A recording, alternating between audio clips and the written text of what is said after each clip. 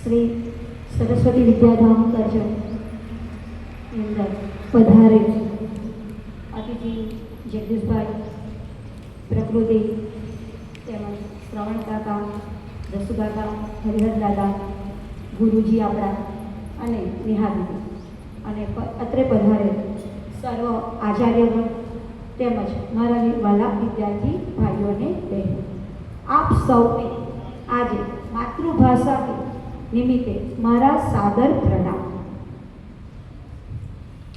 એવું કહેવાય છે કે કાવ્ય એ કંઈ ગાવાની વાત નથી, પણ કાવ્ય એટલે શું?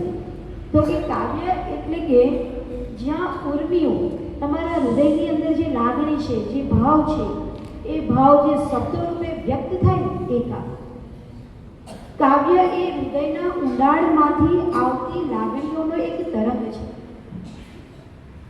અને એવું કહેવાય છે ને કે કાવ્યગાન કરવું બરાબર છે, પણ કાવ્ય રચવું એ બહુ અગત્યની વાત છે. કારણ કે જ્યારે આપણે કાવ્ય રચીએ છીએ ને ત્યારે આપણા મનમાં જે વિચાર આવે છે ને એ વિચારોને આપણે શબ્દો રૂપે વ્યક્ત કરીએ છીએ. અને સહજતાથી ક્યાંક એવી સુંદર જગ્યા ઉપર જતા રહે, પ્રકૃતિ ખીલેલી હોય, સુંદર સૂર્યોદય થતો હોય, નદી કિનારે બેઠા હોય, એક નૌકા નદીમાંથી વિહાર કરતી હોય ને આપોઆપ એ દ્રશ્ય જોઈ અને આપણે અંદરથી સહજતાથી જે શબ્દો સરી પડે એ કાવ્ય. એવું કહેવાય છે કે માતૃભાષા અને માતૃભૂમિનું ગૌરવ હંમેશા આપણા હૃદયમાં વસેલું હોવું જોઈએ. અને આપણું જીવન પણ માતૃભૂમિ અને માતૃભાષા માટે હોવું જોઈએ. તો હું પણ આવી રીતે વરસાદની એક સાંજ હતી અને બહાર મુસળધાર વરસાદ વરસતો હતો. ઘરમાંથી બહાર નીકળાયેલી હાલત નહોતી અને ખુરશી ઉપર સહજતાથી બેઠી હતી.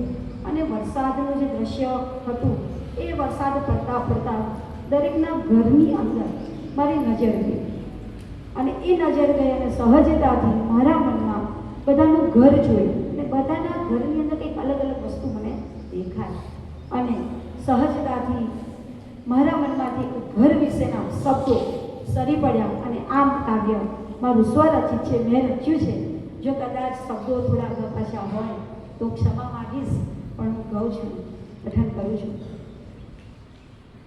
સ્વપ્નનું ઘર, મારા સ્વપ્નોનું ઘર, મારા સ્વપ્નોને આવાસ આપતું છે આ ઘર, મારા સ્વપ્નોને આવાસ આપતું છે આ ઘર. સૂર્યના કિરણોથી પ્રકાશ પામતું છે આ ઘર. પત્ર પુષ્પ અને મંત્રોથી ગુંજતું છે આ ઘર, પત્ર પુષ્પ અને મંત્રોથી ગુંજતું છે આ ઘર. ઉરમાં રહેલા પ્રેમથી ગુંજાતું છે આ ઘર. નાના બાળની કિલકારીથી ગુંજતું છે આ ઘર. યૌવન કેરી સુવર્ણ યુવાનીથી મહેકતું છે આ ઘર. ક્યાંક વૃદ્ધોના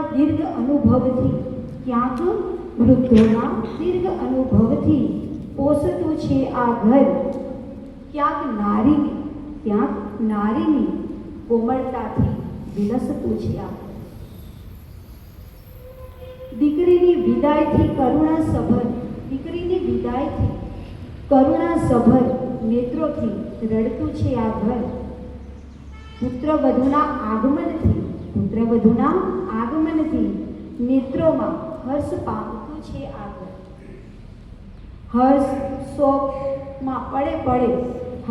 શોકમાં પડે સાથ દેતું છે આ ઘર.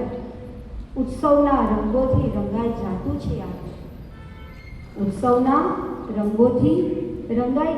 છે આ ઘર. જીવન મરણના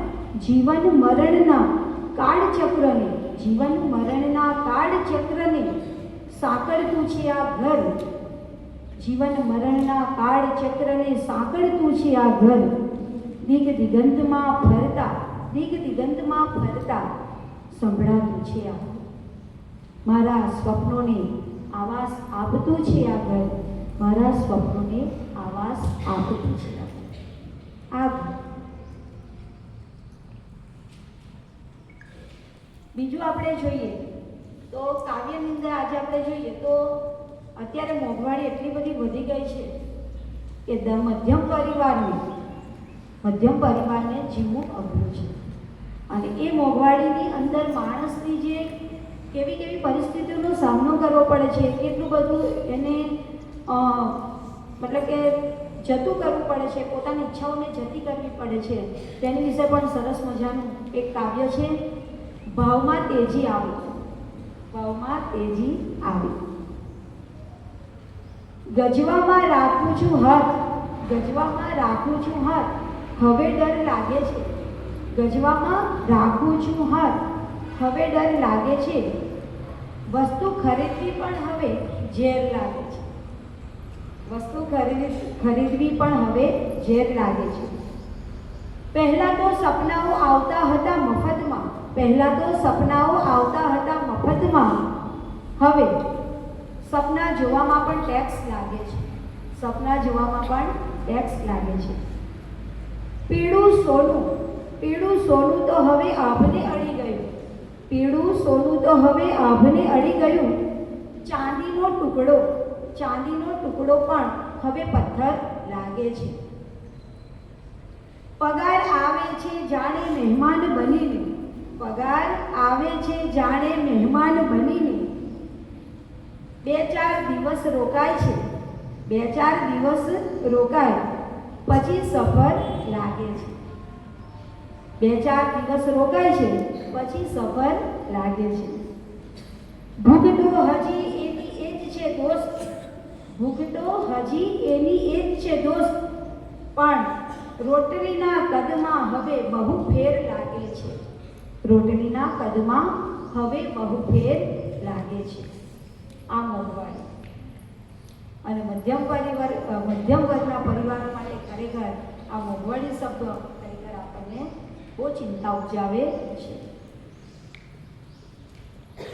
એવું કહેવાય છે કે ગુજરાતની અંદર ગુજરાતી ભાષાને જ્યારે સૌપ્રથમ પહેલાં સ્થાન એટલું બધું નહોતું અપાતું, ત્યારે સંસ્કૃત અને વ્રજ ભાષાઓ જે ભાષાઓ ચાલતી હતી ત્યારે પ્રેમાનંદ જે આપણે કહીએ તો પ્રેમાનંદ હિન્દી ભાષામાં બધા સાહિત્ય સર્જન કરતા હતા. તો એમના જે ગુરુ છે વડોદરાના પત્ની પ્રેમાનંદ, અને એમના જે ગુરુ છે એમના ગુરુએ પણ એવું કીધું કે તું ઉંબર છોડીને ડુંગર શા માટે પૂજે છે? ઉંબર છોડીને ડુંગર શા માટે પૂજે છે? તું તારી માતૃભાષા ઉપર જ તારું સાહિત્ય સર્જન કર. એટલે ત્યારથી પ્રેમાનંદે પણ પ્રતિજ્ઞા લીધી કે જ્યાં સુધી હું મારી માતૃભાષાને સ્થાન નહીં અપાવું ત્યાં સુધી હું માથે પાઘડી નહીં પહેરું. અને પ્રેમાનંદે પોતાની પાઘડીનો ત્યાગ કર્યો. અને ત્યાર પછી પ્રેમાનંદે આખ્યાનો દ્વારા માતૃભાષાને લોકભોગ્ય બનાવ્યું અને માનવ સમુદાયની અંદર ગુજરાતી ભાષાને ઝળહળતી કરી. તો આવું આપણું જે છે તે ગુજરાત, એનું પણ એક સરસ મજાનું કાવ્ય છે ગુજરાતને લઈને, તો એ પણ હું પઠન કરું છું. જ્યાં ગૂંજે છે નર્મદની વાણી, જ્યાં ગૂંજે છે નર્મદની વાણી, અને સુરત સોહામણું શહેર, અને સુરત સોહામણું શહેર, જ્યાં ગાંધી સરદારના પગલે વહે છે, જ્યાં ગાંધી સરદારના પગલે વહે છે સત્યની લહેર. ગુજરાતી મારું ગૌરવ છે, ગુજરાતી મારું ગૌરવ છે, ગુજરાતી મારી શાન છે. વિશ્વ ફલક પર ગુંજતું રહે, વિશ્વ ફલક ઉપર ગુંજતું રહે આ ભૂમિનું સન્માન છે. સિંહણની ડણક ગીરના વનમાં, સિંહણની ડણક ગીરના વનમાં, દરિયો રત્નાકર ગરજે, દરિયો રત્નાકર ગરજે. સોમનાથના ઘંટા રવે ભક્તિ હૈયે હૈયે હરખે, સોમનાથના ઘંટા રવે ભક્તિ હૈયે હૈયે હરખે. દ્વારિકાનો નાથ બેઠો જ્યાં, દ્વારિકાનો નાથ બેઠો જ્યાં, કણકણમાં છે શૌર્ય. દ્વારિકાનો નાથ બેઠો છે જ્યાં, કણકણમાં છે શૌર્ય. સાહિત્ય કલા અને સંસ્કૃતિનું, સાહિત્ય કલા અને સંસ્કૃતિનું અદ્ભુત છે સૌંદર્ય. સાહિત્ય કલા અને સંસ્કૃતિનું અદ્ભુત છે સૌંદર્ય. વ્યાપારમાં અમે અગ્રેસર, વ્યાપારમાં અમે અગ્રેસર ને દિલમાં રાખીએ વહાલ. વ્યાપારમાં અમે અગ્રેસર અને દિલમાં રાખીએ વહાલ. મહેમાન ગતિમાં મોખરે અમે, મહેમાન ગતિમાં મોખરે અમે, અનોખી અમારી ચાલ. ગરબે ઘૂમતી ગોપીઓ જ્યાં, ગરબે ઘૂમતી ગોપીઓ જ્યાં, ખેલૈયાઓનો થનગનાટ. ધન્ય બની આ ધરતી મારી, ધન્ય બની આ ધરતી મારી. ધન્ય છે આ ગુજરાત, ધન્ય છે આ ગુજરાત, જ્યાં ગુંજે છે નર્મદની વાણી અને સુરત સોહામણું શહેર. ધન્ય છે આ મારું ગુજરાત, ધન્ય છે મારું આ ગુજરાત. અસ્તુ. ભારત માતા કી